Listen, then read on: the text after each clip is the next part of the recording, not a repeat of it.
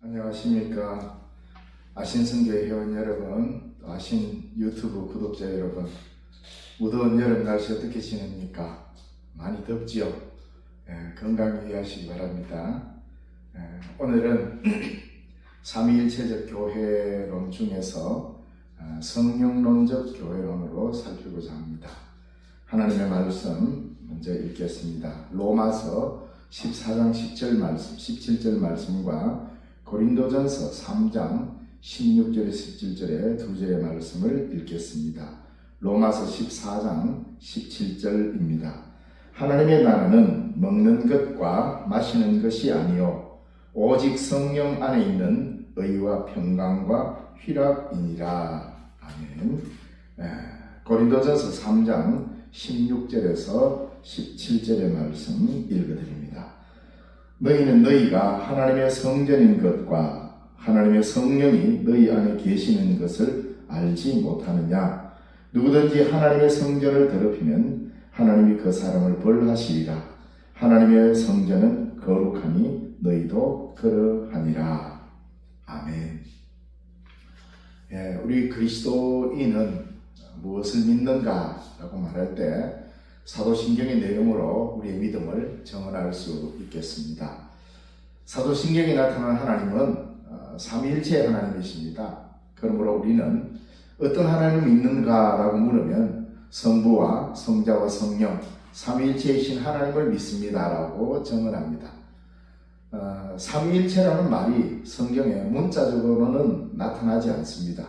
그러나 성경 전체의 내용에는 삼위일체 되신 하나님을 드러내고 있습니다. 그러므로 삼위일체이신 하나님을 믿는 우리가 교회입니다. 오늘 참교회는 삼위일체 되신 하나님을 믿는 교회가 참교회입니다. 교회는 성부와 성자와 성령의 삼위일체이신 하나님의 사귐 안에 있습니다.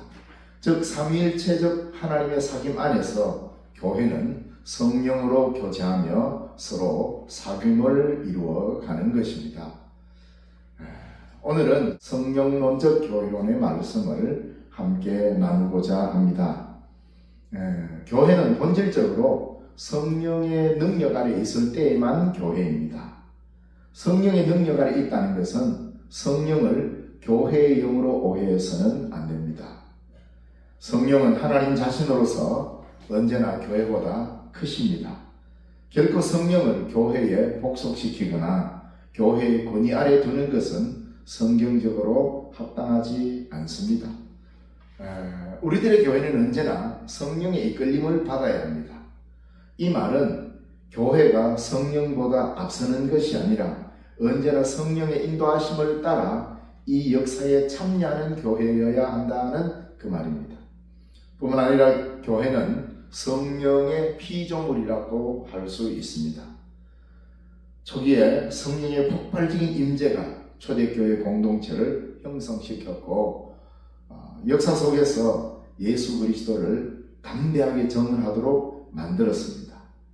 그러니 이 역사 속에서 예수 그리스도를 담대하게 전언하도록 만들었던 그분이 누구냐? 성령님이시라는 겁니다. 그래서 교회가 먼저 이렇게 조직되고 난 후 거기에 성령이 오신 것이 아니라 성령의 은총에 먼저 부어지심을 통해서 교회가 생겨난 것입니다. 그러므로 언제나 교회는 성령보다 앞설 수가 없습니다. 교회는 성령의 전으로서 성령에 의해 인도되어야만 합니다. 지금 우리의 역사는 이 성령님께서 이끌고 가시고 이 역사의 주체는 성령님이십니다.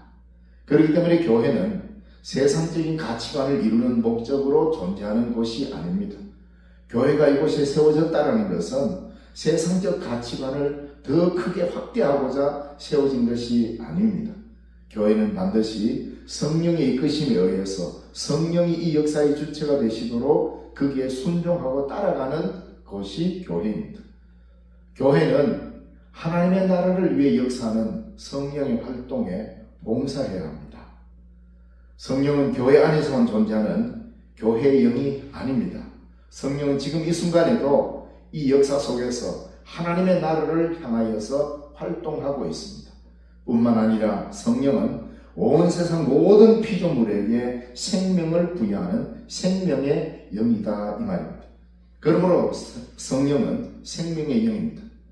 우리들의 교회는 단순히 이 땅에 존재하기 위하여 모이는 그런 고정된 어떤 단체가 되어서는 안 됩니다. 교회는 예수님을 근거로 해서 하나님의 나라를 향해 나아가는 역동적인 운동 가운데 있는 것이 교회입니다. 교회는 성령과 함께 하나님의 나라를 목표로 하는 뚜렷한 방향성을 가지며 이에 따라 교회도 자신의 임무를 가집니다. 교회의 분명한 목표는 하나님의 나라입니다. 그 하나님의 나라는 인간의 노력이나 인간의 힘으로 이루는 것이 아니라 성령과 함께 갈 때, 성령과 함께 그 방향성을 맞춰 갈 때만이 비로소 하나님의 나라를 이룰 수 있습니다. 바로 그렇게 성령과 함께 하나님의 나라를 이루도록 부름받았고 거기에 동참하여 성령과 함께 길 가는 것을 우리는 성령적 교제라고 할 수가 있습니다. 교회가 예수님을 따르고 교회의 임무를 완수하게 해주시는 분이 누구냐? 그분이 성령님이십니다. 즉 성령은 현재 교회의 하나님 나라에 합당한 역할들을 수행하도록 힘주시고 능력 주시는 분이 성령님이십니다. 따라서 교회는 행정이나 경영의 어떤 논리로 운영되어서는 안 됩니다. 교회가 해야 할 임무와 과제를 어떤 자본주의적인 사고나 효율성에 의해서 판단되거나 계산되어져서 교회가 할 일을 그런 형태로 따져서는 안 될 것입니다. 왜냐하면 교회는 기업이 아닙니다. 더더욱 교회는 장사하는 것도 아닙니다. 교회를 지배하고 이끄시는 분은 오직 성령님이십니다. 교회는 성령의 공동체입니다. 교회는 성령의 은사로 채워지고 하나님의 새로운 창조를 향하여 나아가는 믿음의 공동체인 것입니다. 교회는 성령을 따르는 이 역사 변혁의 도구입니다. 교회가 성령에 이끌린다는 것은 어떤 기계적 독속의 의미가 아니라 성령의 이끄심에 순종하며 삼위일체 하나님께서 서로 교제 속에 있는 것처럼 모든 교회가, 모든 교인이 성령 안에서 서로 섬기며 교제하는 것을 말합니다. 성부와 성자와 성령 하나님은 서로 사랑 가운데 연합하고 사랑 가운데 서로 교제하듯 우리 교회도 삼위일체적으로 교회를 일구어 간다는 것은 삼위일체 하나님을 믿고 삼위일체 하나님의 사귐 속에서 교회도 동일하게 나아가야 할 것입니다. 그래야만이 교회는 교회답게 세워지는 것입니다. 교회는 결코 스스로 세울 수 없고 언제나 성령의 교제 속에 성령의 이끌림 가운데서만 올바른 방향으로 나아갈 수가 있습니다. 그럴 때만이 성령 충만한 교회요, 성령의 교제 속에 이끌리는 그 가운데서 교회는 올바른 방향으로 나아가고 이럴 때만이 참된 교회의 모습을 유지할 수 있게 되는 겁니다. 성령 충만하다는 말은 뭡니까? 성령 충만은 양적으로 뭔가 차올라서 가득 찬다라는 그러한 표현 같지만 실제로 그것이 아니라 방향성의 문제입니다. 우리가 하나님의 나라를 향하여 성령과 함께 한 방향으로 성령과 교제 속에 하나님의 나라를 향해 나아갈 때 그것이 바로 성령의 충만한 것입니다.